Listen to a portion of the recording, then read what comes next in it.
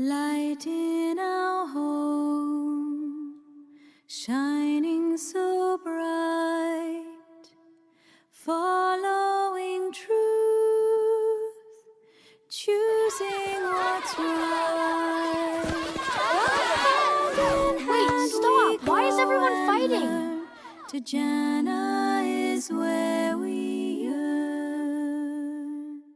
Mom, yesterday students were arguing in my class. 2 of them had a small problem about sharing a ball. But then everyone started choosing sides. They were all friends before, but now they're not talking. That happens sometimes. Small problems can grow when people stop being patient with each other. But they are all Muslims, right? Yes, they are. And that's why it matters even more. We don't take sides just to win, and we don't hurt each other with words.